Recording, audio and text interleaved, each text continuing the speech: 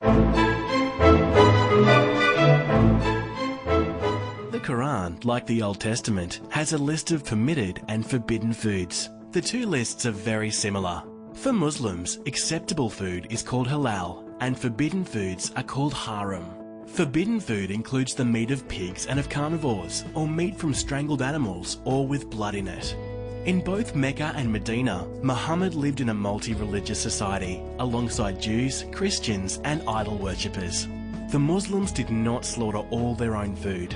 Surah 5 verse 5 tells us that the food, including slaughtered animals, of the people of the scripture, that is, Jews and Christians, is lawful for Muslims. Muhammad himself ate meat from a sheep that had been prepared by a Jewish woman. Eating food slaughtered and prepared by non-Muslims was acceptable. Hunting dogs or birds of prey are not halal animals according to Islam, but even wild game killed by them was permissible to eat simply by saying Bismillah or in the name of Allah over it before eating.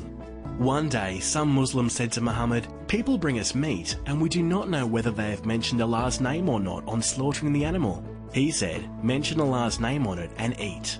He did not tell them to get a certificate from anyone. The Muslims themselves could make their food of unknown origin halal simply by reciting Bismillah over it.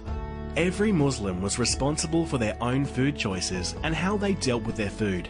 Even known haram or forbidden food could be eaten in certain circumstances according to the Quran. The modern idea of official halal certification is bid'ah, an innovation or invention by some Muslims who want to make money off food companies and gullible customers. Commercial certification was not required in Muhammad's time, and it's not required today. Freedom of religion is a fundamental human right. You are welcome to practice the religion of your choosing, but it is not to be imposed upon others, and it is certainly un-Australian to ask others to fund it. When I buy my milk and cereal, bread, fish or any other grocery item, I'm happy to support the farmer and manufacturer, but I don't want to fund religious practices.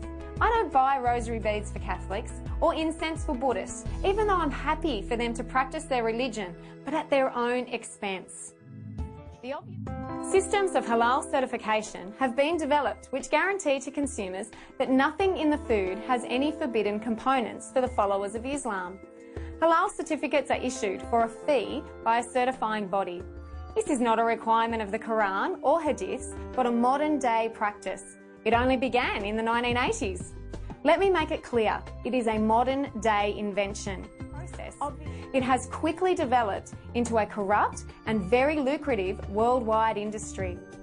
I want to make it clear that Sharia law goes way beyond food and halal, but the point I want to make is that all of the halal certification organisations are operating under Sharia law and a desire for Sharia law to be accepted as a part of our mainstream society. Under Islam, there is no freedom for the things we value, such as freedom of religion, freedom of speech, equality and democracy. As you are probably aware, there are three choices for Muslims when it comes to dealing with non-Muslims. There is violent jihad, there is conversion and there is dhimmitude. It is the third choice we are dealing with when it comes to halal certification. Muslim Village claimed in July it is a $2.9 trillion halal market, and that is growing 20% a year. $560 million of that is in halal cosmetics alone, and it is booming. Today, halal certification affects pharmaceuticals, finance, animal feeds, ingredients, personal care and health supplements. Example, this would mean the grain that the cattle eat is halal certified. So is the trough it eats out of, the farm it lives on, the drenches and the medicines used, the vehicles it is transported in, the abattoir it's slaughtered in, the packaging it is packed in, the transport again, and finally the shop it is sold in. And the financing all the way would have to be Sharia compliant. The Chief Executive Deputy of Al Islami Foods, Hamid Badawi, stressed on the importance of creating a global standard for the halal industry as a step towards transforming it into a global economic power. You have to understand, this is about a global push for Islamisation. Just last year in Canada, the Islamic charity Irfan lost its charity status. The The Point de Pascal researchers show on this graph how nearly $15 million was funneled to the terrorist group Hamas. Our greatest enemy is apathy. Apathy is the glove into which evil slips its hand. We are funding the promotion of Sharia law in this country by buying halal certified products. Forget it. If you don't want to eat halal, live on pork and wine, because even water is halal. This suburban kitchen is headquarters for one woman's fight against what's being described as the halalification of Australia. Mother of three, Kiralee Smith is compiling a dossier of companies she accuses of jeopardising the Australian way of life. We don't want to exclude anyone, we simply want people to have a choice.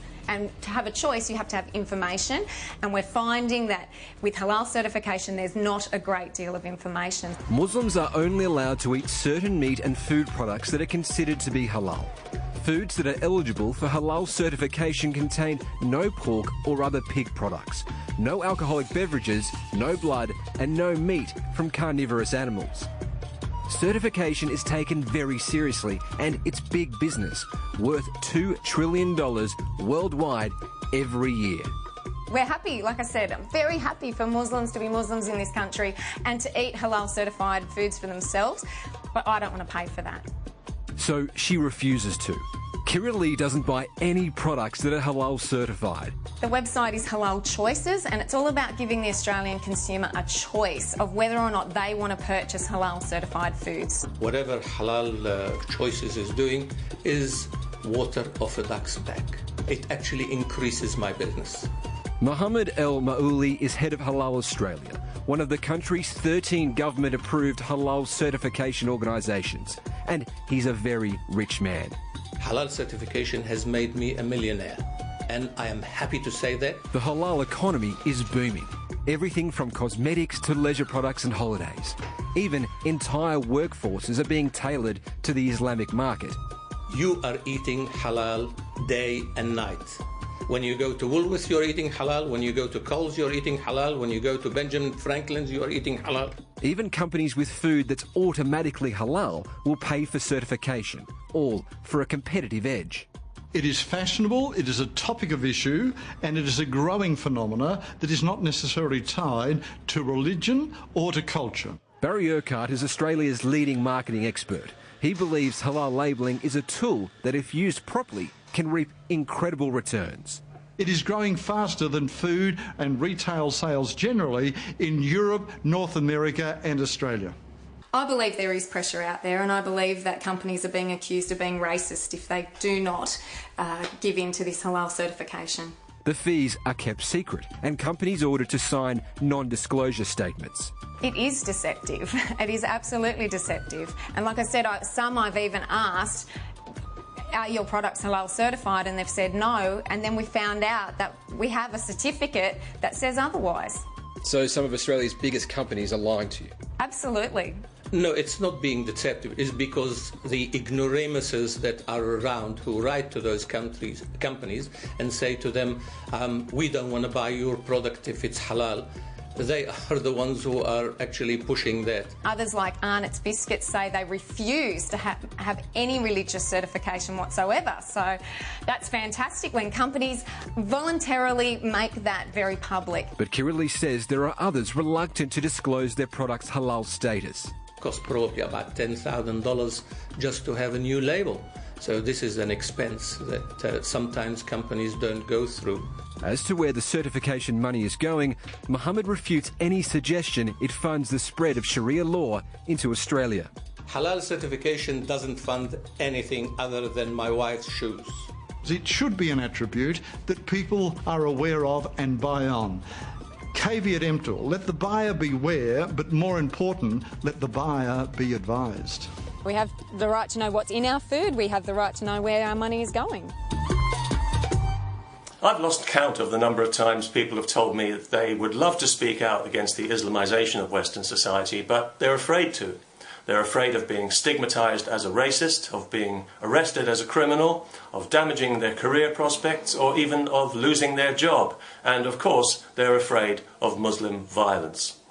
If you're one of these people, and if, like me, you're dismayed at the effect Islam is having on our fundamental liberties by stifling public debate in this way, and if you believe that Islamophobia and the religion of peace are already strong contenders for the most shameless lie of the 21st century, but you feel too intimidated to say anything publicly, there is still something you can do, and the thought police can't touch you for it because nobody has to know.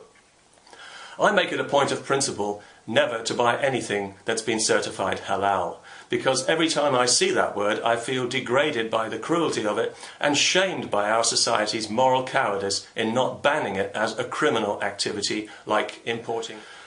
The needless cruelty of halal slaughter is being allowed to bleed into Western society not only by the current progressive consensus that all cultures are better than ours, but by food producers and retailers eager to grab the Muslim market, and who need to be reminded that the Muslim market is still a minority market and that the rest of us have more buying power.